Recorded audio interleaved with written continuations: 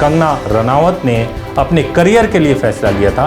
संविधान जरूर हमें हक देता है, लड़की की एज 18 साल, लड़के की 21 साल होनी चाहिए। तो ये मैंने आपको बताया कि पेरेंट्स के किसी भी प्रकार की सहमति की जरूरत नहीं होती है।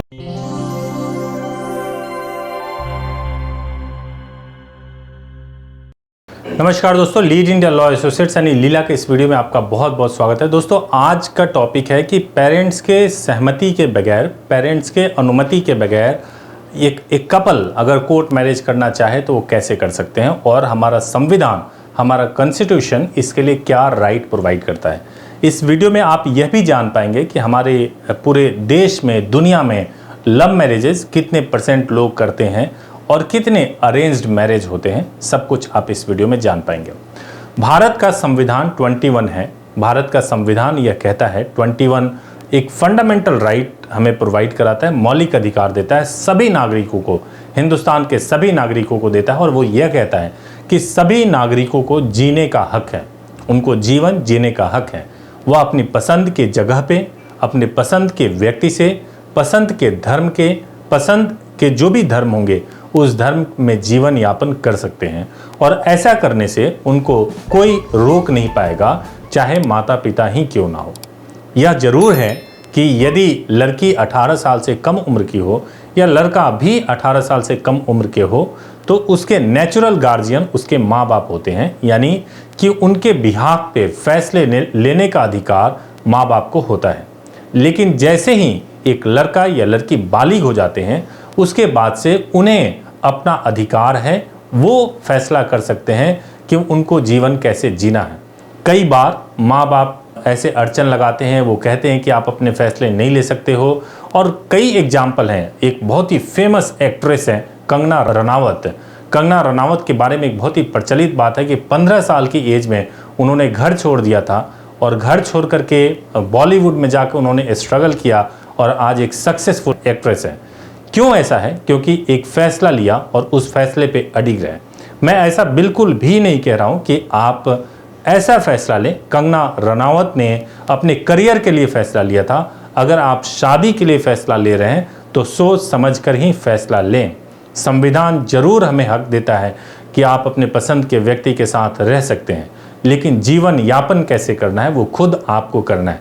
पैसे कैसे अर्जित करने, पैसे कैसे अर्न करने हैं, कैसे आप लाइफ को चलाएंगे, कैसे आप अगर कहीं किसी मकान में किराए के घर में रह रहे हैं तो कैसे उसका रेंट पे करेंगे, कैसे डे टू डे एक्सपेंसेस उठाएंगे, यह सब कुछ आपको ही तय करना है।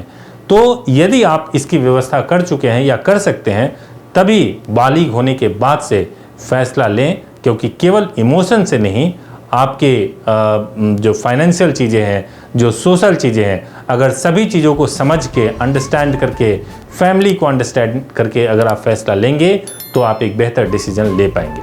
अब सवाल ये है कि बिना पेरेंट्स की अनुमति के मैं शादी कर सकता हूं या नहीं।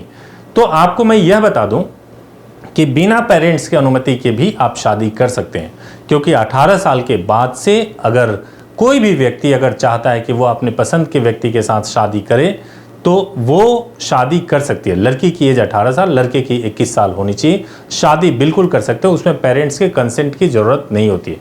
हालांकि आज भी हमारे देश में जो स्पेशल मैरिज एक्ट है, स्पेशल मैरिज एक्ट में विटनेस के तौर पे अभी भी पेरेंट्स को बुलाया जाता है, जिसको ख़त्म करने की मांग कई सारे लोग कर रहे हैं अभी।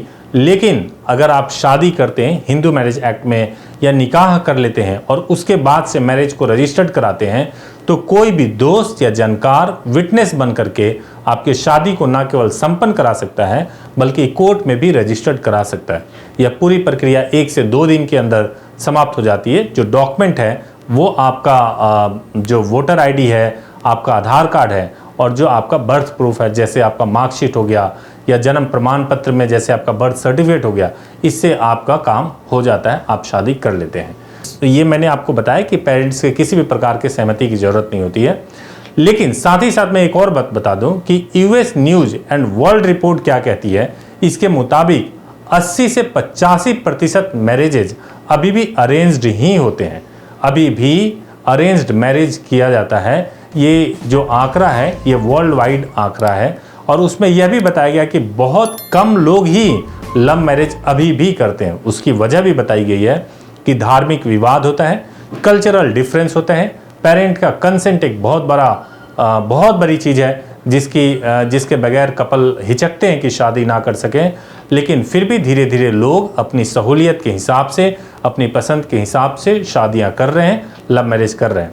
डोमेस्टिक वायलेंस पे इस लॉकडाउन का एक डेटा है जो जनवरी से लेकर के मई 2021 के बीच में है। जो अरेंज मैरिज करके घर में रह रहे हैं, इस लॉकडाउन में इतने परेशान हो गए कि 2300 कंप्लेंट मैं बता रहा हूं, एक नेशनल कमीशन के पास पहुंच गया। नेशनल कमीशन कोर्ट में कितने गए, स्टेट के कोर्ट में कितने गए, ये सब तो एक अलग विषय है, लेकिन ऐसे कंप्लेंट्स और विवाद भी हमें देखने को मिलता है, चाहे वो अरेंज हो या लव मैरिज हो। तो आपको कैसे शादी करना है ये आपका निर्णय है, आप स्वयं डिसाइड कर सकते हो। और अगर कोई भी जानकारी चाहिए तो आप हमारे हेल्पलाइन नंबर पे जरूर कॉल कर लें, 8800444555 पे कॉल करना है। सोमवार से लेकर के रविवार यानी 7 दिन सुबह 9 बजे से लेकर के शाम को 8 बजे तक कॉल कर सकते हैं।